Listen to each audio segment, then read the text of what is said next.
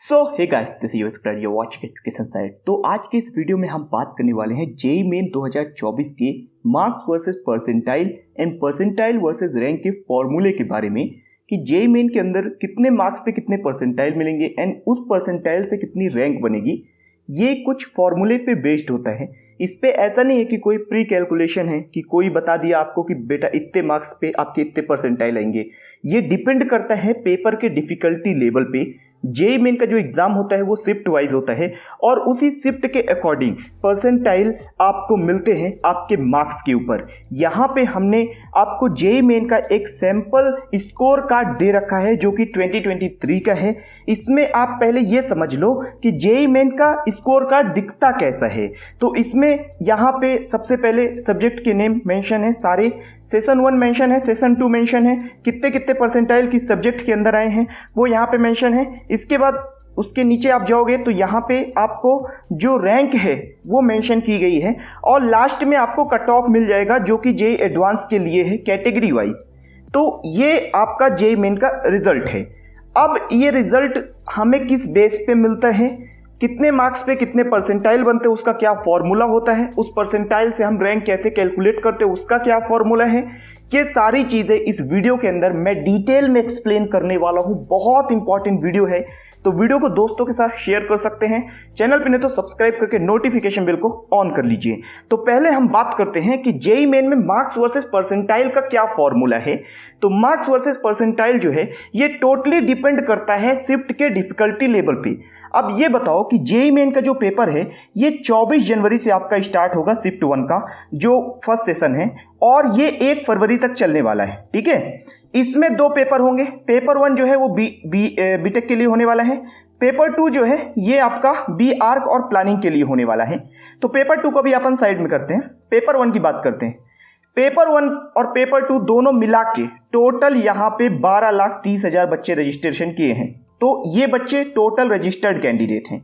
अब इसमें आप ये मान लो कि 30,000 बच्चे एग्जाम में नहीं बैठेंगे। 12 लाख बच्चे टोटल जो कि पेपर 1 और पेपर 2 टोटल मिला के हैं। इसमें से आप 1 लाख स्टूडेंट अलग कर दो, मान लो कि वो बच्चे पेपर 2 वाले हैं, उनका हमसे कोई लेना देना नहीं है। ठीक है, बच्चे कितने 11 लाख स्टूडेंट। तो पहली बात तो ये है कि 11 लाख पहले से ही ज़्यादा है, 2023 के कंपैरिजन में काफ़ी ज़्यादा है ये नंबर। 2023 में लगभग 8,30,000 बच्चे ही एग्जाम में बैठे थे फर्स्ट सेशन के अंदर। इस साल जो है तो 11 लाख डायरेक्ट जा रहा है। तो बच्चे बढ़ रहे हैं तो कंपटीशन बढ़ेगा, कंपटीशन बढ़ेगा तो आपको उसी परसेंटाइल पे कम रैंक मिलेगी। कैसे मिलेगी आगे मैं वीडियो में एक्सप्लेन करता हूँ। तो सबसे पहले फॉर्मूले की बात करते हैं कि यार ये किस फॉर्मूले पे बेस्ड होता है। तो फॉर्मूला सिंपल है। मान लो कि मैं जेईई मेन का एग्ज़ाम दे रहा हूँ, 24 जनवरी को मेरा एग्ज़ाम है। मेरा जिस दिन एग्ज़ाम है उस दिन टोटल 50,000 बच्चे, शिफ्ट 1 में मैंने एग्ज़ाम दिया 24 जनवरी को, 50,000 बच्चे उस दिन एग्ज़ाम में बैठे जेईई मेन के। अब आप ये बताओ कि 300 मार्क का पेपर है तो उसमें कुछ स्टूडेंट ऐसे होंगे जिनके काफ़ी अच्छे मार्क्स आएंगे, कुछ ऐसे होंगे जिनके काफ़ी कम मार्क्स आएंगे। फॉर एग्जाम्पल मैंने एग्ज़ाम दिया, मेरे जेईई मेन के अंदर 250 मार्क्स आ गए शिफ्ट 1 और मेरे से ज़्यादा मार्क्स और किसी बच्चे के नहीं आए। हो सकता है कि मेरे बराबर आए हों लेकिन मुझसे ज़्यादा नहीं आए। तो ये एक बेंच मार्क डिसाइड हो चुका है। 250 जो है आउट ऑफ 300 एक बेंच मार्क डिसाइड हो चुका है कि पेपर का डिफिकल्टी लेवल क्या था। इसी हिसाब से एनटीए डिसाइड करेगा कि ये पेपर टफ था, मीडियम था या फिर इजी लेवल पे था। कई बार आप लोगों ने देखा होगा कि 100 मार्क्स पे कई बार बच्चे को बहुत अच्छा परसेंटाइल मिल जाता है, 94 तक पहुंच जाता है वो। वहीं पे कई बार ऐसा होता है कि 100 मार्क्स पे वो 88 परसेंटाइल पे ही अटक जाता है। तो ये होता है डिफिकल्टी लेवल के कारण। तो जो मार्क्स वर्सेस परसेंटाइल है ये टोटली डिपेंड करता है पेपर के डिफिकल्टी लेवल के ऊपर। जितना डिफिकल्ट पेपर होगा उतने कम मार्क्स में उतने बेहतर परसेंटाइल मिलेंगे, क्योंकि जो टॉपर है उसके कम मार्क्स आ रहे हैं। अब मान लो कि जो टॉपर था आपके शिफ्ट का उसके 290 मार्क्स आ गए। अब भाई जब उसके 290 मार्क्स आ चुके हैं मतलब पेपर ईजी था, तो फिर आपको ज़्यादा नंबर लाने पड़ेंगे अच्छे परसेंटाइल के लिए। तो जो एनटीए का फॉर्मूला है ना मार्क्स वर्सेस परसेंटाइल का, ये टोटली बेस्ड है पेपर के डिफिकल्टी लेवल के ऊपर। अलग अलग शिफ्ट में जेईई मेन का एग्जाम होता है, जिस शिफ्ट का डिफिकल्टी लेवल जितना होता है उतना ही आपको उसी के अकॉर्डिंग जो मार्क्स है उसमें परसेंटाइल मिलते हैं।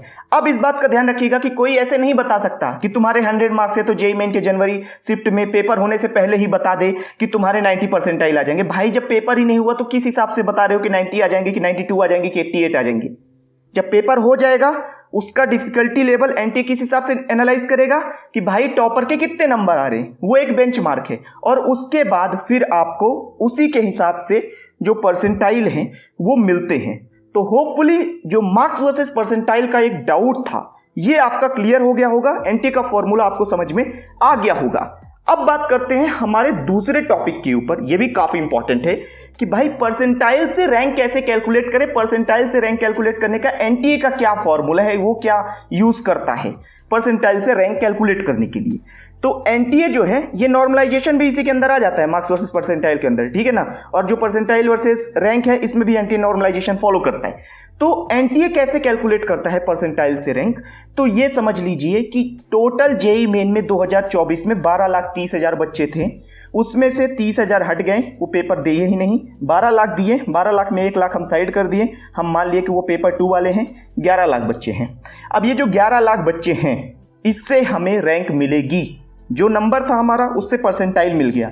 मान लो मुझे जेईई मेन में 90 परसेंटाइल मिल गए, भाई मेरे 90 परसेंटाइल जो है तो आ चुके हैं। अब मुझे अपनी रैंक कैलकुलेट करनी है कि रैंक कैसे मिले, क्योंकि फर्स्ट सेशन के अंदर तो रैंक अपने को पता नहीं चलनी नहीं है। रैंक तब पता चलेगी जब फर्स्ट और सेकंड दोनों पेपर हो जाएगा, उसके बाद रैंक पता चलेगी। तो हम कैसे कैलकुलेट करें भाई कि हमारी रैंक क्या है? तो इसके लिए सबसे पहले आप ये करिए कि अपना जो भी परसेंटाइल है उसको 100 से माइनस कर दीजिए। मैंने माइनस किया, 100 से 90 मैंने माइनस किया, ये आ गया मेरा 10 को मैंने मल्टीप्लाई कर दिया किससे? 11 लाख जो यूनिक कैंडिडेट है, total number of unique candidate, तो इसको मैंने 11 लाख से मल्टीप्लाई कर दिया, ठीक है। एक बहुत बड़ी वैल्यू आ गई, उस वैल्यू को मैंने 100 से डिवाइड कर दिया। इन टोटल आप ये समझिए कि मेरी जो जेईई मेन में रैंक आएगी वो इस नंबर ऑफ यूनिक स्टूडेंट के अकॉर्डिंग 1,10,000 आने वाली है। तो आपके जो भी परसेंटाइल हैं उसको आप 100 से माइनस करिए, जो टोटल यूनिक कैंडिडेट है उससे मल्टीप्लाई करिए और 100 से डिवाइड कर दीजिए। That's it. आपको पता चल जाएगा कि आपका परसेंटाइल स्कोर जितना भी है उसमें कितनी रैंक आपकी AIR CRL all India CRL rank बन रही है। इस बात का ध्यान रखिएगा। और एक इंपॉर्टेंट पॉइंट ये है कि इस साल जो स्टूडेंट है वो बढ़ गए हैं। लगभग आप ये मान के चलो कि 3.5 लाख बच्चे ज्यादा हैं जेईई मेन में इस साल। और ये 3.5 लाख जो है ये बहुत बड़ा इंपैक्ट कर सकते हैं। जैसे हम 2022 से में देखें, 2022 में अगर मैं देखूं तो 90 परसेंटाइल पे बच्चों की जो रैंक बनी थी वो 90,000 के आसपास बनी थी। कट ऑफ भी कम गया था जेईई एडवांस के लिए, अप्रॉक्स आई थिंक 88 परसेंटाइल के समथिंग कुछ कट ऑफ गया था। 2023 आया, बच्चे बढ़ गए जेईई मेन में। अब जब बच्चे बढ़ गए तो 90 परसेंटाइल पे वहीं पे बच्चों को जो रैंक मिली वो 1,10,000 मिली। अब ये क्यों हो रहा है? एक जगह 90 पे 90,000 दे रहे हो, एक जगह 90 पे 1,10,000 दे रहे हो।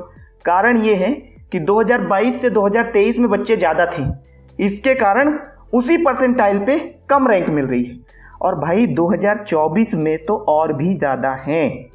तो 2024 में जब बच्चे और भी ज़्यादा हैं तो उसी परसेंटाइल पे आपको लगभग 1,20,000 तक भी रैंक देखने को मिल सकती है। हो सकता है उससे ज़्यादा भी मिल जाए, 31 तक मिल जाए 90 परसेंटाइल पे।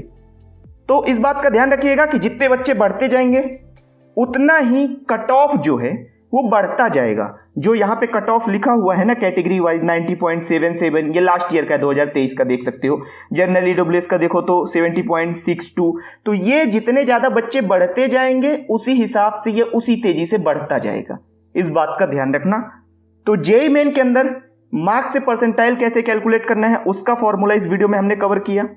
परसेंटाइल से रैंक कैसे कैलकुलेट करनी है उसका फॉर्मूला हमने इस वीडियो में कवर किया। दोनों ही फॉर्मूले अगर आपको पता है तो आपको किसी से पूछने की जरूरत नहीं है